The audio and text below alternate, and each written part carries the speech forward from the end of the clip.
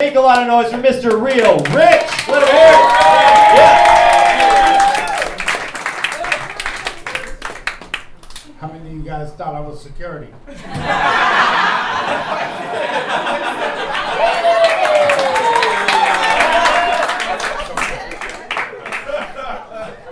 For the young people here, my pronouns are motherfucker.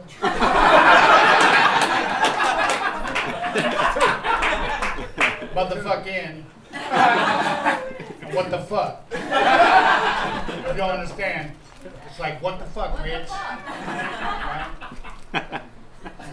I'm from two places. I'm from Compton, California. That's where I get my accent. And I'm from a little methamphetamine town outside Las Vegas called Henderson, Nevada. Being from these two places, I only really know about two things. That's methamphetamine and high quality barbecue. A lot of people ask me what to do if you mix them. I never have done it, but I suggest a dry rub. You want to permeate the meat. My mother, high on heroin, named me Rick James after Rick James. She might as well name me Rick James bitch, right? The high school that I went to is called Basic High School. Yeah, basic. My mascot was the Wolves. And I thought a basic wolf was a dog. We was the first basic bitches. Picture me filling out a job application, right? The first question on it is name, and I gotta write Rick fucking James.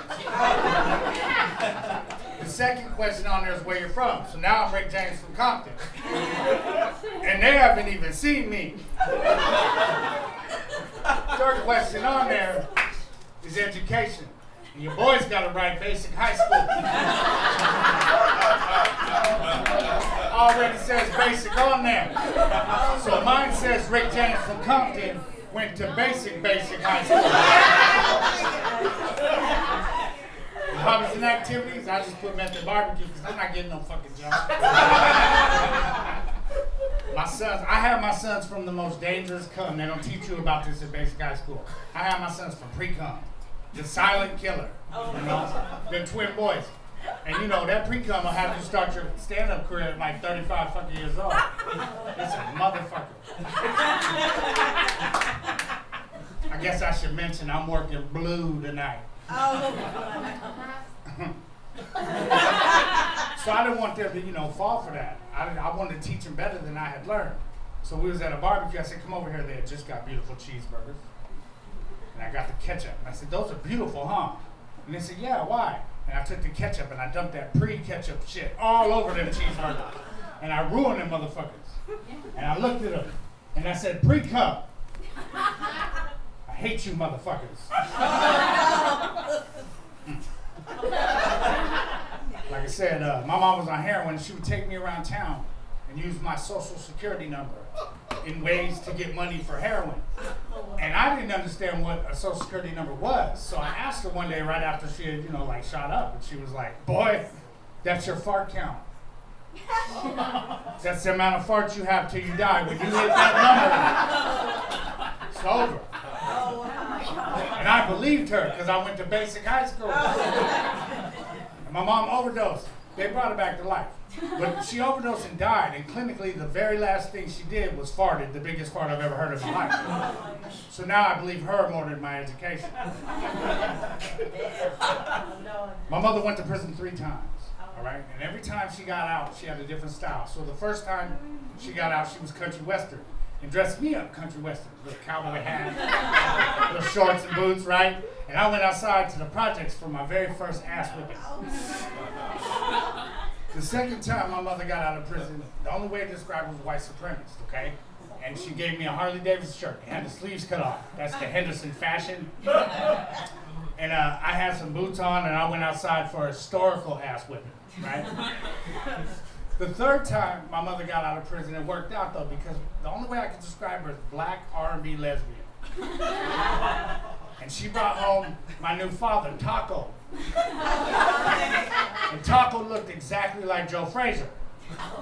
So I was one of the few kids in the black neighborhood that have a father, a black father. And I won a lot of fights and got a little fights because of Taco. Taco, motherfucking Taco. There's a picture on Facebook, man. You can see Taco. So I moved into a Mexican neighborhood, right? And for like 1 year, they would just sit out there and get drunk. And when I would go do chores and do stuff for my wife and help out and stuff, they would cheer me and they would laugh and they would be like, yeah, the Mandalone. Look at the Mandalone. And I was like, hell yeah, these people, you know, I'm one of the people here in the community. I'm the Mandalone. You know what I mean? And I'm picturing like a guitar playing bullfighter and shit, you know, all strong and shit. And then I come to find out, Mandalone just mean, you know, like gay dude. So now I'm not so happy with the neighborhood. I'm not going to be drinking tomato beers at 5 a.m. with them motherfuckers no more. I went on porn recently, and I've done drugs. I've done methamphetamine and cocaine, and I've done both of them at the same time. You know, so I've seen all the porn. There's no porn that I haven't seen. I've seen it all. I've seen ladies, I've seen men, ladies, everything. Butts, elbows, titties, everything. And I go on porn now, and I realize I've seen everything. This is boring. So I hit under 18. That I'm under 18. Let's not get it twisted. And I'm under 18. And it took me to another porn site. And then so I hit under 18 again, right? And it took me to another porn site. I hit under 18 one more time. And then that shit took me to Disney Plus. And then I ended up watching The Mandalorian, and that shit is awesome, and I never even finished. During the pandemic, I was hanging out with my boy Kenny. He's a comic too, Kenny. Little, cute, adorable Kenny, right? And for 2 years, I thought Kenny was gay as fuck. I just thought Kenny was gay. So I would follow Kenny's life on Facebook, and Kenny was like doing jujitsu, and I was like, yeah, Kenny's doing jujitsu to defend himself in this harsh world. And also, you know, it'll help him out being gay, you know? And then I saw Kenny, his job is to film pornography, right? To film the whole scene, and I was like, oh, well, that makes fucking sense. Because, you know, he can just watch that and it's not gonna affect him because Kenny's gay. And then I was over at Kenny's house, and he wouldn't suck my dick. It shattered me. Kenny not even a little bit gay. If you do construction like me, you work in a variety of porta potties. You porta potties every day. That's your whole life. And in every one of them porta potties, somebody's come in and drawn a naked lady. In every single one, 100%. And then somebody's come behind that person and drawn either the naked lady's pooping or peeing, or 100% is they draw a wiener on it. 100%. And I was in a porta potty the other day, man, and this was a masterpiece.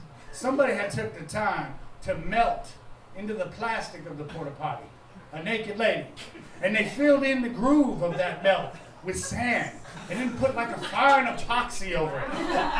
Nobody can erase this. This is forever art right here. Even that had a wiener. Yeah.